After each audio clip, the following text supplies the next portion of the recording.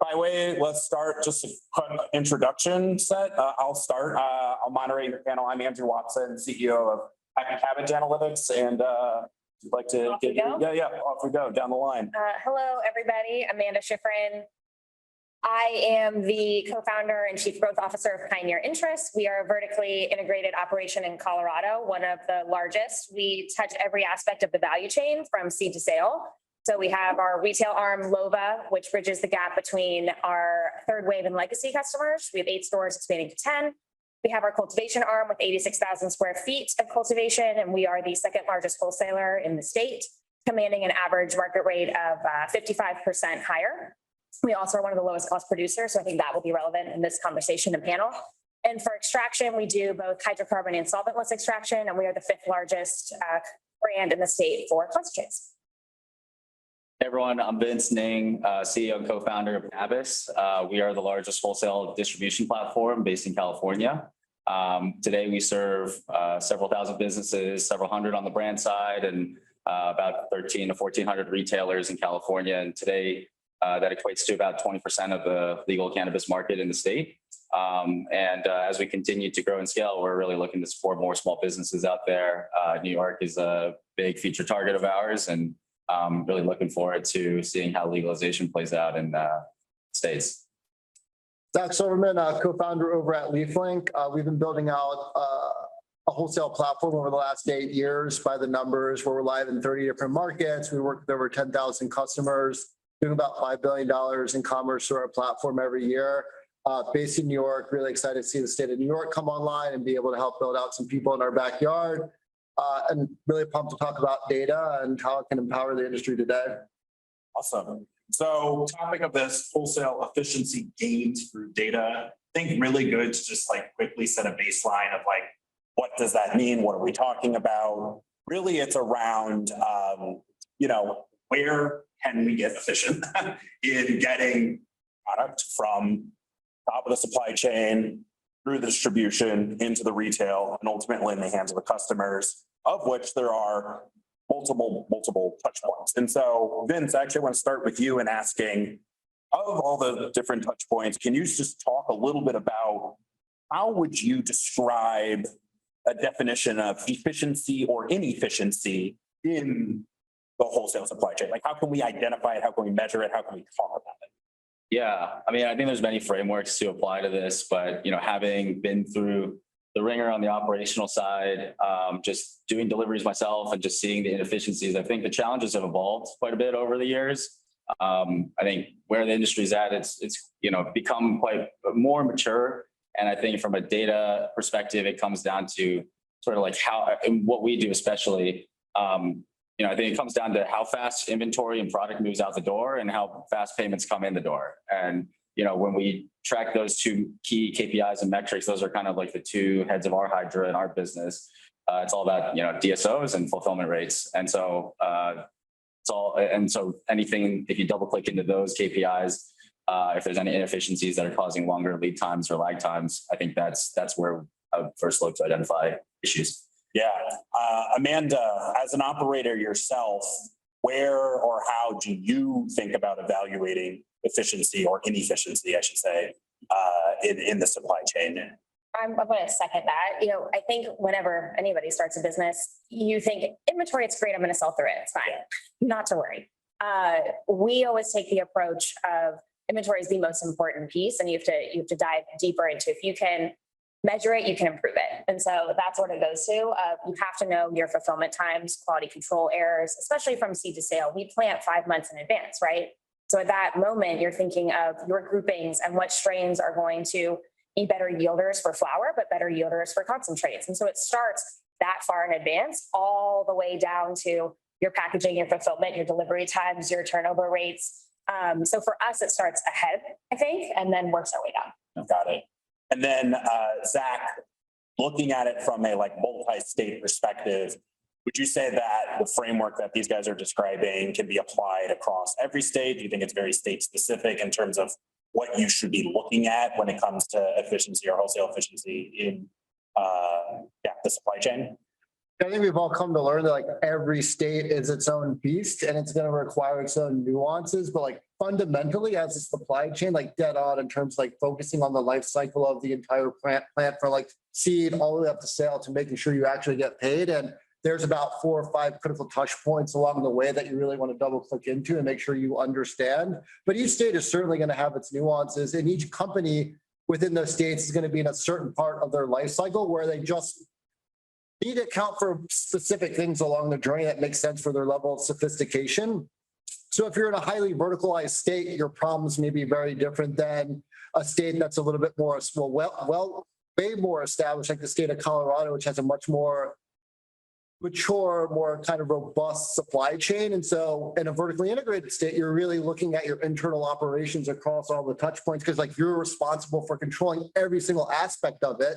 And what we're seeing is a lot of those operators are starting to look at themselves and say, there are parts of this that we can really control and that we really understand and that we do quite well. And then there are other parts to this internal operations that we really want to give up. Maybe it's distribution, like hand that over to a company like Vince's, who, like you said, has 2 heads of the hydra that all they think about is optimizing these 2 portions.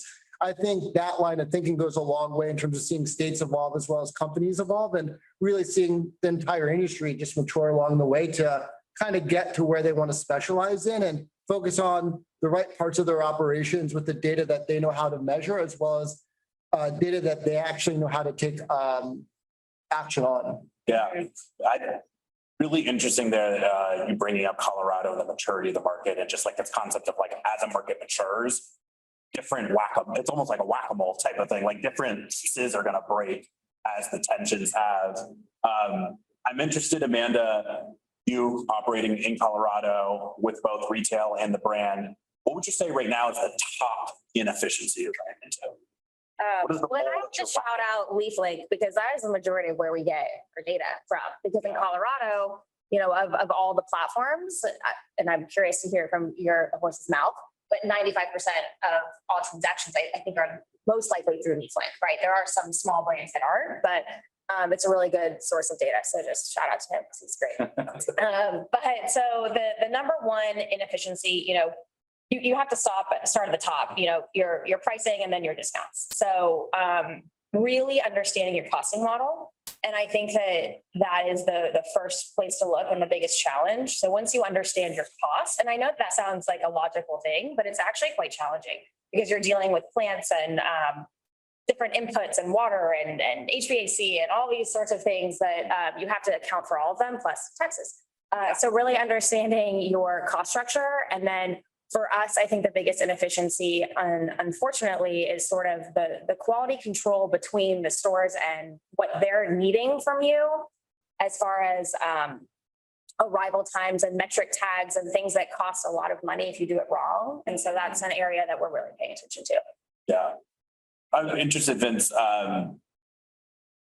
given that you work with a lot of the brands in California, like, how would you say it's similar, that's the top inefficiencies that are running into different, like, what? Yeah, I'm just interested. Yeah. Yeah, no, I would agree. And actually, to Amanda's earlier point, it actually, you know, I think the inefficiency is actually where a distribution business or like a wholesale platform can shine a lot, because every retailer oftentimes has different ways to intake product. Regulations dictate different things in different regions as well. And so those sort of bespoke needs, actually, the hairiness of operations and the inefficiencies is actually where people need the most help.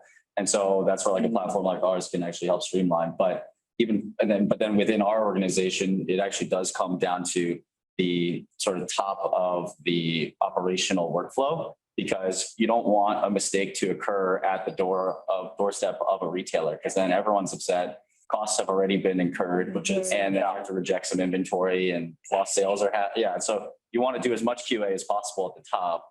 And so that's still where, I mean, that creates the most efficiency downstream, but you know, the top area is still kind of where there's a lot of inefficiency, because of the fact that all the compliance checks have to get done, all the inventory, you know, just sort of like product quality QA needs to get done. And just, you know, every brand also has their own specific way they like to package, like to sell, like to do, you know, how to like to be presented alongside their own merchandise. And so those sorts of things oftentimes kind of hold up the process at the beginning. of a relationship with the brand. But over time, we kind of learn how to work with each individual one. But I think, I guess to sort of extrapolate that, that also kind of makes it difficult. I find that those challenges to be the most acute when trying to scale our organization, because you can't really generalize a pattern across brands or retailers often. And so we sometimes just have different teams for different types of, for very specific brands, which is not the most cost effective. So looking forward to figuring those problems out over the next coming years to make the industry a bit more sustainable as well. Well, if you could wave a wand, what is the top thing that you would change to bring that efficiency through the supply chain? Because it's interesting, you're saying that you're identifying that, it's a lack of maybe workflow management or bespoke way of doing something at the top that leads to the cost that you described at the bottom, where the thing gets to the store and the QR code doesn't scan or something like that, right? Yeah. So if you could wave a wand, what would be the thing that you would change about the current state of the world? Yeah, I mean, I think it comes down to having a universal barcoding system that everyone across the supply chain could agree upon. But it's hard for one party doing one specific tier of the supply chain to tell everyone how to, run their business. And so I think, I guess in other industries, there's these like nonprofit organizations, these consortiums that actually dictate the barcode standards for everyone, and then everyone just gets on the same page about it. But I think the cannabis industry is not quite there on a maturity level yet. And everyone still struggles with their own internal problems to try to figure out the sort of problems of the overall realm of the cannabis industry. So I think it'll still take a few years to get there. But another sort of prerequisite to getting there is also just all the data silos that currently exist across the supply chain. It's very fragmented. Like we have our own data set. Leaflink has their own data set, and that's just within the distribution sector. And then a retailer has their own version of things, and SKUs don't always map. And so, the building integrations takes a lot of time. And so it's those are definitely challenges that I think need to be resolved before we can actually get to that, universal barcoding system. Yeah. And Zach, I'm interested again, your little perspective, just looking at the whole country on some level, on certain parts of this. Something, Vince, you brought up is, even on a brand to brand level, different workflows, different ways of doing things, different terms that you've defined. I know in an earlier panel, Ian was talking about, someone's talking in kittens and the other person's talking in like dumplings or whatever as like a unit of measure. Do you have to just fit it all? If everything just cut, or is there like a way to just like force the world to actually work into the framework you want to decide at some level? Yeah, I think the sweet spot's somewhere in the middle, right? Like never good to work in absolutes. And so when you look at the national supply chain, like there's no way everyone's going to all operate the same way. But if you can get them on very similar plumbing and communicating in very similar ways, the whole entire industry is going to benefit from that.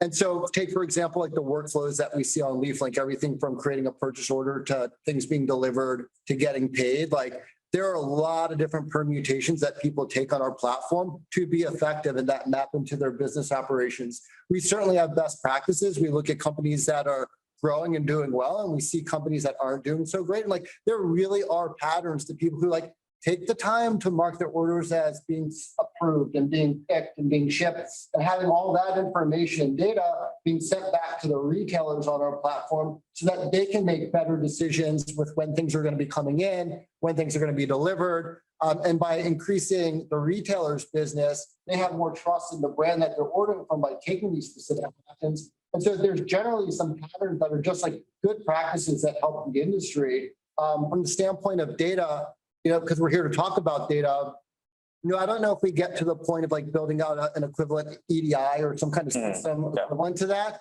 But I do think there's a lot of room to get everyone speaking the same language programmatically. I think a lot about some kind of open source API or just a general way to describe testing results or a general way to describe product or a general way to describe orders that we can all speak so that every system can do what they're great at.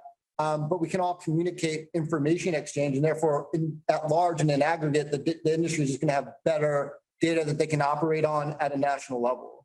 Yeah, I mean, it's interesting you mentioned that. There's, I used to do healthcare work in data work in healthcare not a good example for like. Yeah, I know. For like, It's yeah. So, it's a horrible example for like standardization, but Yeah.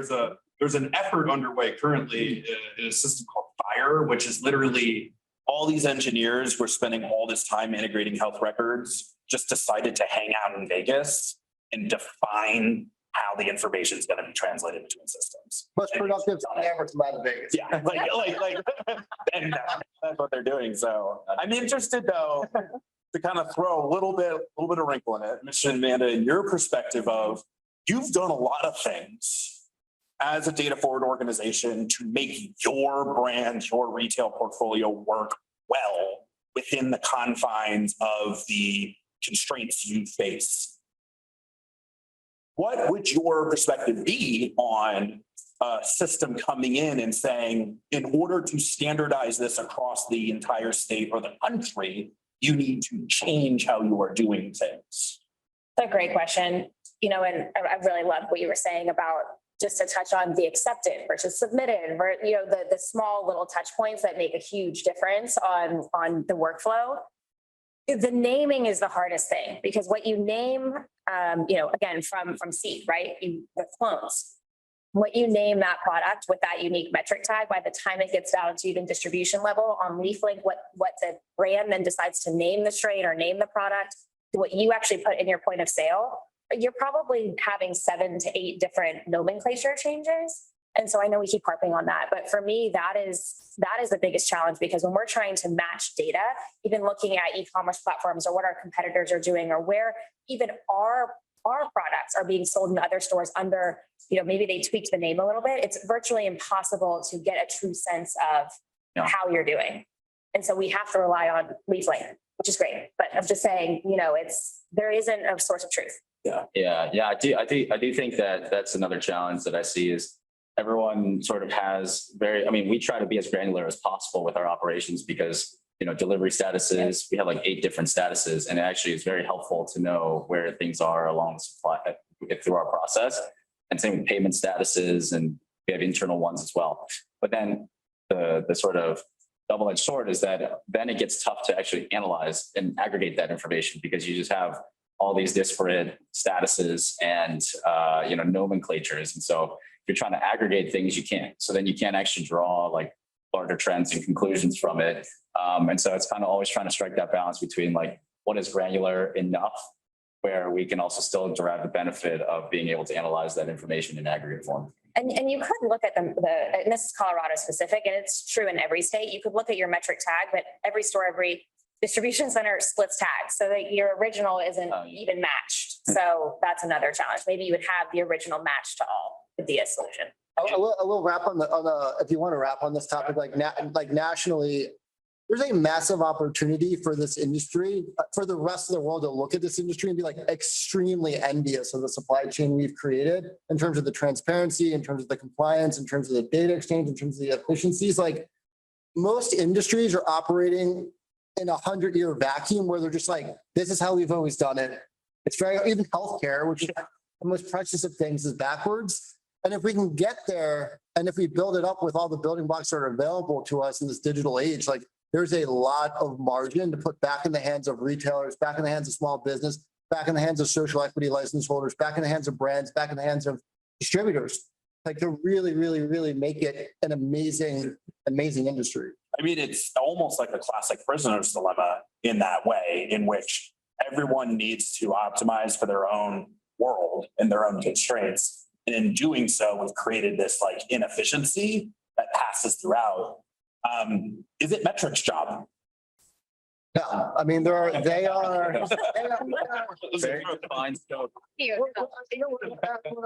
with that is like, it's not one individual's job, to your point. And the whole point of the argument is like, it's the industry, right? Like, think about your individual needs, but if you can kind of get the building blocks to organize themselves in the right way, it will lead to a win for the entire industry. If we don't do these things, then what replaces us is more traditional, more legacy approaches for other industries that are just going to suck up margin, be really, really inefficient, have a lot of like analog solutions. And so as it relates to, I won't just leave it at metric, but I'll expand it to seed to sale tracking in general, like they play an absolutely critical role, right? Like I know it's a burden operationally to figure out where to plug into metric or the state mandated solutions. But at the end of the day, like they tell you where your product is in the supply chain, which as an operator, like I want to know, are things going missing? Are things not going missing? Why is something showing up on the East Coast when it should be in California? Like some of these data points are super critical to understanding inventory. And so there's probably a way to automate and streamline, but they play a critical role in understanding that compliance and traceability aspect that makes up kind of the backbone to the industry. Yeah, no. Great point. I'm glad you said that because it's true. You can find every single product should be able to at any given moment. Just it'd be easier than finding your bag that's lost at, on an airline. Yeah. It's everywhere. So it's a good point. I mean, do you think, Vince, that if there was a standard in force with the folks you work with in California, that they would work to adhere to it?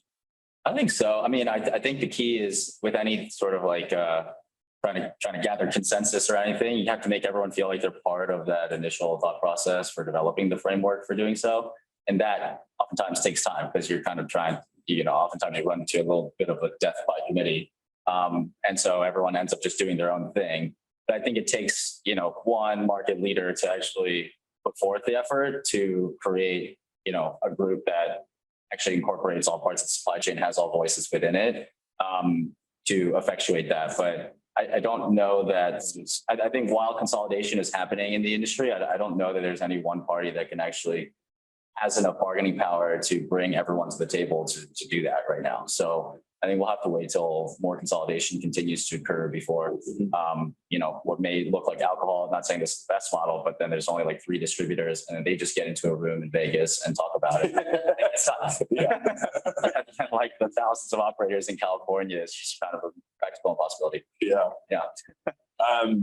And Amanda, I'm interested. So it occurs to me that in moments in which this, like, I don't want to call it information asymmetry or like lack of consistency things causes an inefficiency cost, right? Which is normally when you're handing off something, and I could be completely incorrect here, so correct me if I'm wrong, but when you're handing off something from within your world to a different entity or to a different individual, at that moment, how do you normally resolve that cost? Is it your side who makes some change or adjustment? Is it their side who makes some change and adjustment? Is it system? Like, I'm so curious your take on this Yeah, too. yeah, like, because, that's a great debate. Whose fault was it? So not to use that word. yeah. But I think it starts with, we use this concept of one touch, right? If you can have just everything have one touch, less touches, it's not, rocket science, then you're more efficient. And so ultimately you should have less mistakes. So we've invested heavily in quality control, QC, so that by the time it does touch another hand, and we use a distributor called CTS in Colorado, by the time it touches them or it gets to the retailer, whether it's the door of a retailer or their distribution center, we've done everything in our power to make sure that everything that they need is correct. But there are so many times when on their side or our side, you don't know, you're missing one unit or something was flipped over in a concentrate. And so the product, is now on the lid and you can't sell it. Yeah. And then all the way down to the retail side, you have bad hardware. That happens often. And so you don't get that feedback loop for another, 2 weeks or potentially up to a month to figure out what problem you had there. And then you have to work backwards. So I don't know if I answered your question. no, I'm gonna double click on that. Do you have any? So when you say bad hardware, you mean like the problem isn't discovered? It's either leaky hardware or maybe it was a disposable and the battery was dead, or there's a number of different issues. So it's that QC process that you wouldn't know in the beginning that happens all the way at the end. You don't know if it's your issue or if it's the retailer's issue for holding your product for too long or storing it improperly. Storage is another huge issue. Yeah. I think I definitely sympathize here. I mean, I think it comes down to tracking, and you can't track everything that happens in the physical world. Otherwise, I mean, again, it's one of those give and takes where you can spend all your time tracking but not shipping, and then you just won't make your business work. Or you can like 80-20 it, but then there's still going to be those exception cases where you have to go and reconcile things and it takes forever. So we have a separate QA QC team actually that just goes and triages issues all day long, and like return orders, leaky hardware, whatever that just doesn't get tracked in our system. But I mean, if you look at our order form now, we track everything from not just like fulfillment statuses, but we also take pictures of all the inventory. And this is stuff that we sort of absorb the cost of just internally because it actually just helps our business at the end of the day. And we even track like all the cash bags that we pick up. We have a driver app.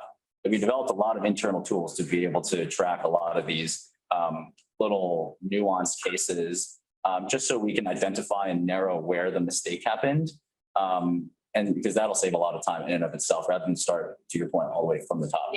Yeah. So I'd say those are the biggest things. And we constantly dream up new fields to put in our system to track all this information data. But I think until like some universal like RFID system actually lives on the project itself, that's cost effective and can be implemented at scale, I think, we're still going to be living in this world where the bits and the atoms don't really match perfectly in the cannabis world. Based on the information you just said, where do you think most of the mistakes, faults, whatever are happening currently?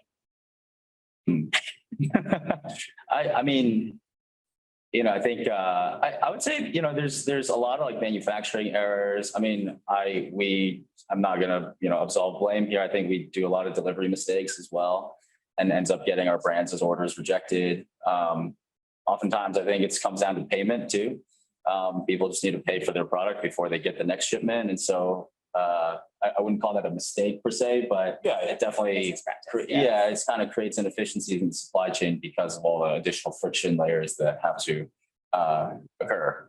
So, I think, and then to the other point, we call all of our retail partners and brand partners like partners as opposed to customers, because of the fact that it is always kind of a give and a take, and it's sometimes a gray area in terms of whose actual fault it is. And so sometimes it's just about like, making it right with the partner. And I think as long as you're working with people that have that sort of like 50-50 mentality, where sometimes I'll eat it, sometimes you eat it, it generally works itself out. And I think that establishes long-term trust. Yeah, 100%. I mean, that's why, thinking of inefficiencies, if we're talking about it in terms of costs added up, it's just interesting to understand what you guys are getting at in terms of like information is needed in order to even know where the cost is coming from. Yeah. Like we feel the cost, but we need to know where it's happening in order to like even be able to address the fact it is. I guess, and anyone can take this. I'm interested, who do we believe pays for the most of the cost at the end? The wholesaler. The wholesaler? I believe, because especially in Colorado, because retailers have all the power right now. It shifts. Same But as it's just California. because the cost per pound is so low, and it's the retailer can say nope, and they will. We're a wholesaler. We'll say absolutely, we'll fix it, whatever you need. Like, please keep our product on your shelf. So right now it's the wholesaler. Yeah. For my Just like a slightly different slant to the answer, like you could also throw in the customer, right? At the end of the day, like it all trickles downstream to the customer, like all the inefficiencies. And so a lot of that is, on the operators, people at this table, people in the audience. I think the other slant too that's interesting is just overall regulations, right? Like they create a lot of forcing functions for inefficiencies and don't really optimize in ways that would let them collect the taxes that they want to recognize throughout this process because of the inefficiencies. So I think they kind of suffer as well too. Yeah. The regulator itself. Yeah, or the state. The state. Yeah, in terms of like, hey, presumably we're optimizing for safe access, presumably we're optimizing for taxes, and because we've put in certain policies that then push on certain pressures for operators, they end up kind of not optimizing the areas that they wanted to optimize for, such as like maybe tax collection, and like what is that? What inefficiencies does that then open up to the gray or the black market that can step in and has a little bit more degrees of freedom as to how they want to approach their inefficiencies. I think that's actually great to, maybe pivot the conversation a little bit there and talk about a bit of the regulation, which is kind of a little bit of not an elephant in the room, but like it is a reason why do we have a track and trace system? Why must we put things in metric? Why must we scan the QR codes? Apparently, because there is legislation written somewhere that says it, right? Or rules. From your perspective, Amanda, in Colorado, what would you say is the regulatory framework that it adds the most churn or most cost to the process currently? In Colorado, it costs 50 cents a tag to split your product. And so for us, that is the number one cost that we're focused on. Great business, if any of you are invested in them. So, anytime people have standardized case sizes, you can push back hard on wholesalers just trying to split that for you, but that's a huge cost that they know about as well. And so for us, I think it's that. I think it's egregious how expensive it is to split a tag. And that's going from a case size of 12 to 6, anything. So that's. Yeah, actually, that exists in California as well. A lot of the larger retail or retail chains have come to us saying, we're not going to bear this cost. We buy so many brands from you guys, just do it for us and split the package ID into child IDs and we do it. But oftentimes what we do is just kind of split the bill with the brand as well, or find ways where they can come into our facility and have their labor do it, so that it's just cheaper because they're more familiar with their product anyways. But yeah, it's not, I would say from taking a step back from a regulatory standpoint, I mean, I think it's easy to kind of pick on taxes as a big one. I mean, that's just straight up money that sucked out like a vacuum from the industry. And I think a lot of it also comes down to the rate at which licenses are granted out. And I don't know that that's specifically a law because oftentimes there's no quotas or anything, but California specifically, while it's a state issued license at the end of the day, the municipality does most of the compliance checks to be able to say this party should be licensed. And then the state just collects their state fee, calls the city and says, are they good? And then you'll get the state license. So from that perspective, every city also has their own slight nuances in regulatory framework, like how they approach social equity or how they approach delivery. Like what regions can you deliver? What times can you deliver at a store? Those things create a ton of inefficiency for any business owner to be able to scale their business. And not even just for wholesale, I think for retail too. If you're trying to start a dispensary chain, you have to deal with so many different regulations in each of your locations that you're trying to launch. And so, I think at least for California, if they could just get on the same page about having a single set of regulations where the state can effectively enforce rather than deferring to the cities, I think that actually will create a lot of efficiency as well. Oh, that's interesting because that connects a little bit to something that Zach, that you brought up when you said this about a little bit of the leakage, the gray market, black market, whatever you want to call it. But do you think understanding that the regulatory frameworks like that are balkanized and they cause all this stuff, is it on the responsibility of the regulator to clean it up so that you don't get as much leakage occurring because there's too many hoops and therefore at some level it's just easier to put in? I mean, I think Colorado's actually been better about enforcement, if I'm not mistaken. Yeah. I know New York is they're having a lot of conversations about it. And it's still kind of a mess out there, but California, there's not really been much funding going towards enforcement. And I think back to your earlier question on, is it Metric's responsibility? I think, they are supposed to be that source of truth. Otherwise, why are we all spending so much effort in putting data into there? But I think it still requires some government agency to actually take that data and, take action on it. As well. I don't think it's Metric's job to hire a task force to go and police people. Yeah. Cool. Couple minutes, so I just want to end it up before we move to questions. I know we've touched a little bit on this, but just go down the line in terms of wish list, top thing on your wish list to improve this whole thing.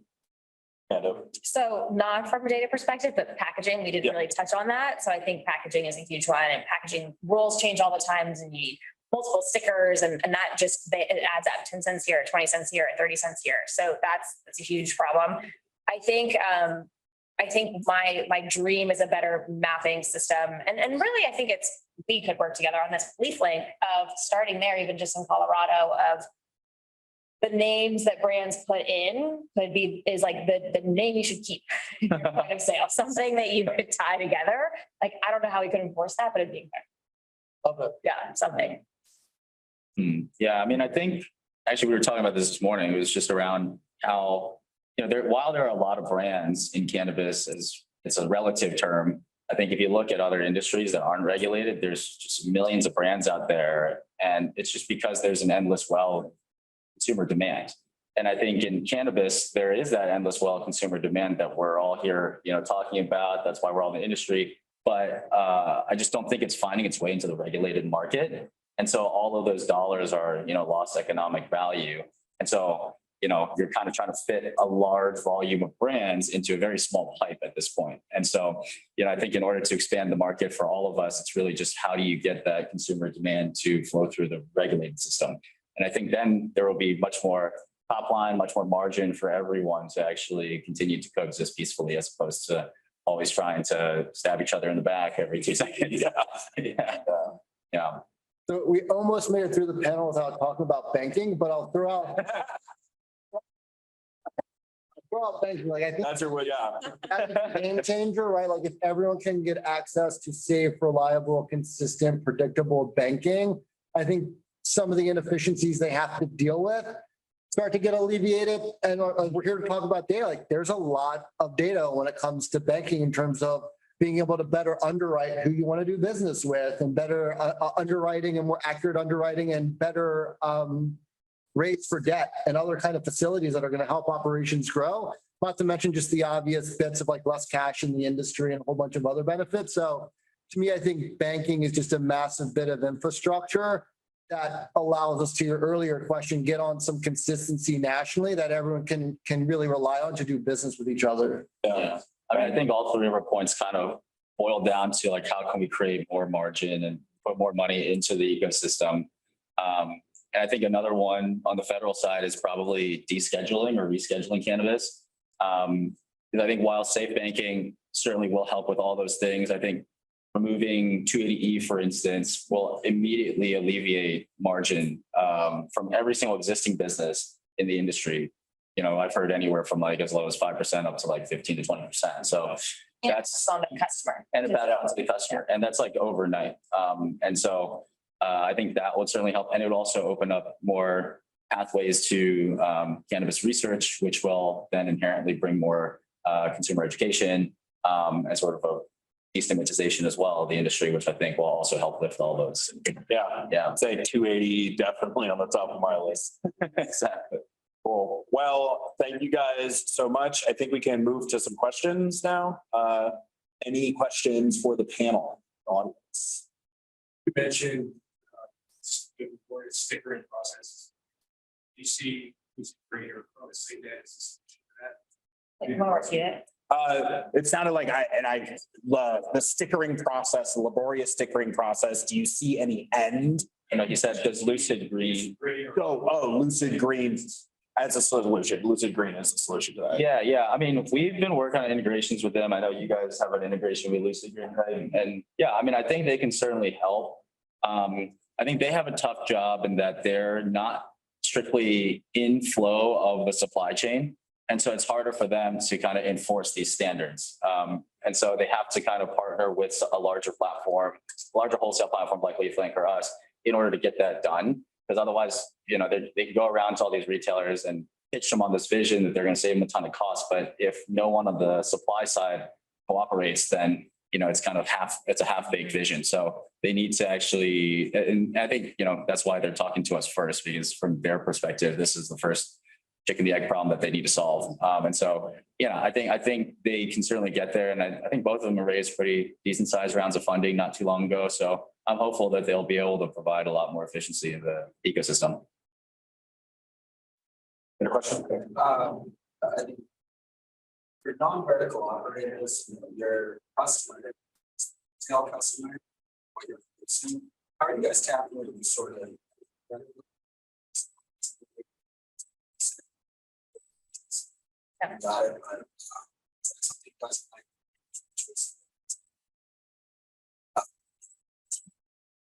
Yes. Yeah. Oh, the question was, if you are a distributor and not a vertical operator, or you have customers who are other retailers, you're not getting information back. You're not getting data back up the supply chain. Is that something you're looking to tackle? I think Zach, interested in you. Yeah. Yeah. It's something that we've thought a lot about, and there are some technology companies that are trying to solve this problem.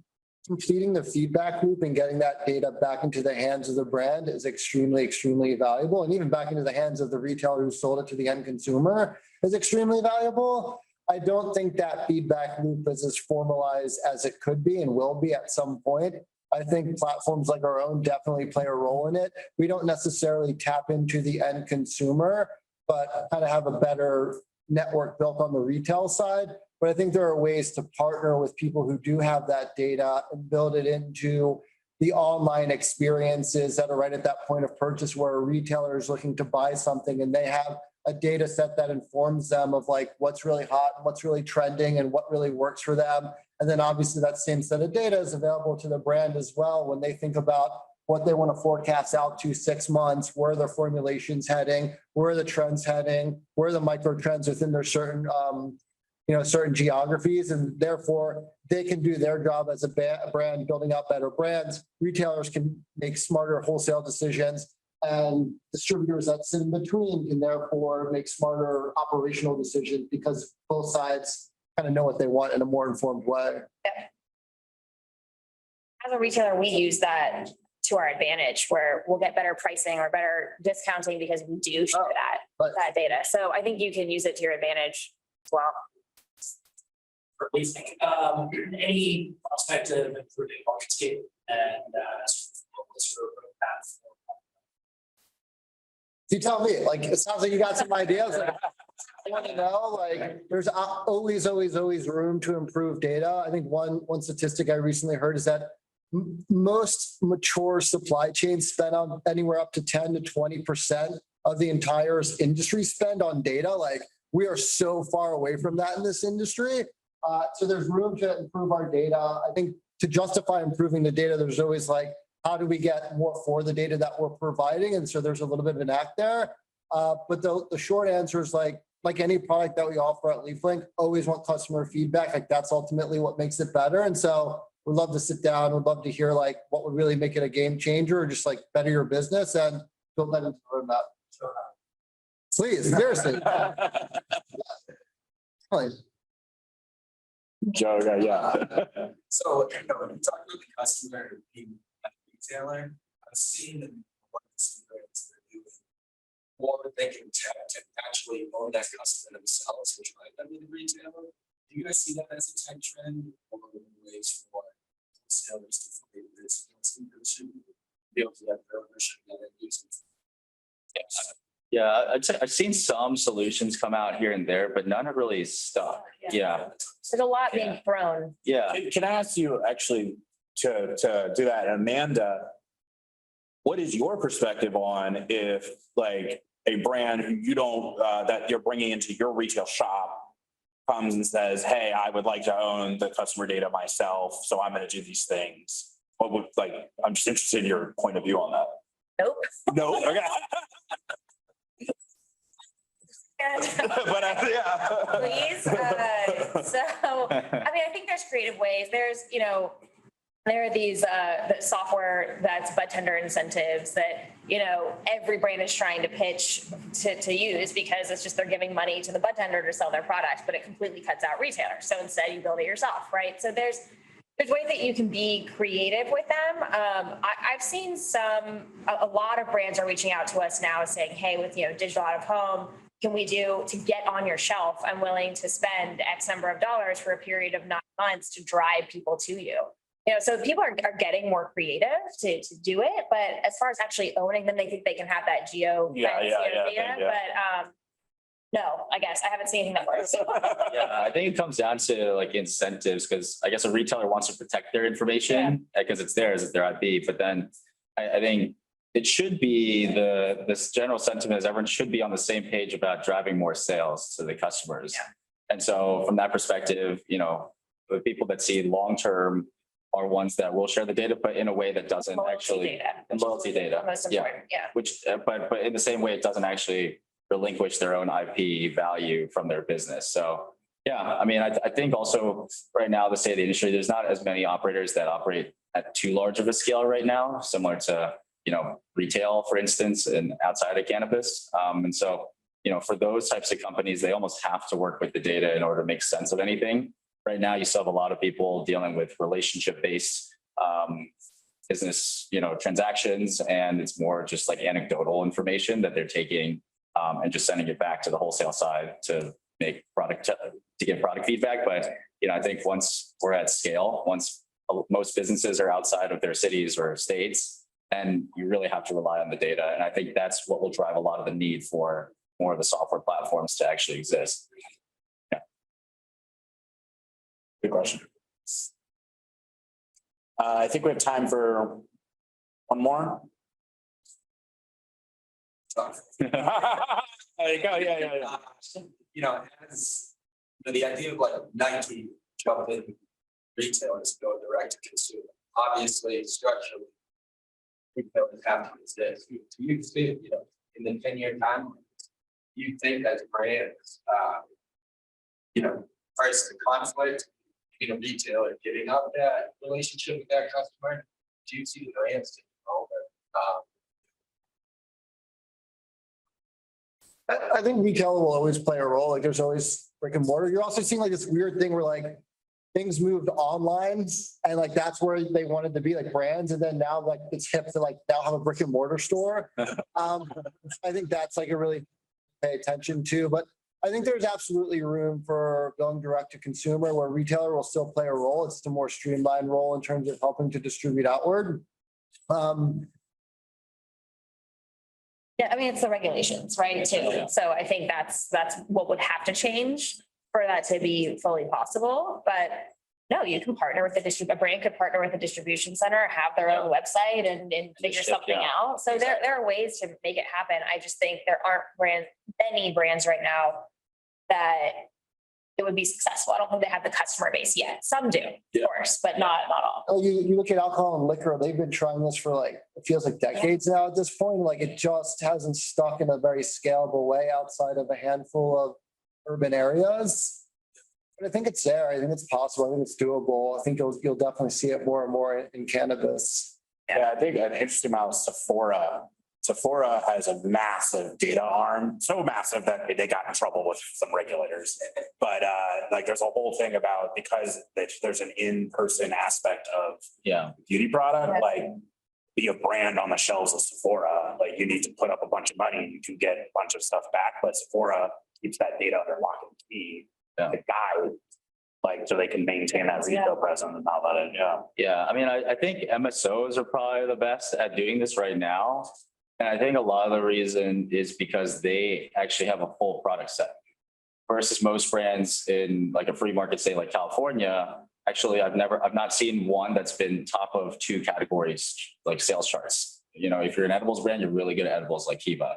They've not gone into flower. So like to set up a retail storefront from that perspective, it's kind of hard because a consumer doesn't just walk into like a Grey Goose store just to buy, vodka. They want the vodka, they want the rum, they want the gin. So from that perspective, you kind of need an aggregator to aggregate multiple brands. So until one brand can actually fulfill the full needs of a consumer walking into a store, I think it won't happen that quickly. Yeah, I don't think a brand will take over that quickly. Cool. Well, thank you so much, everybody. And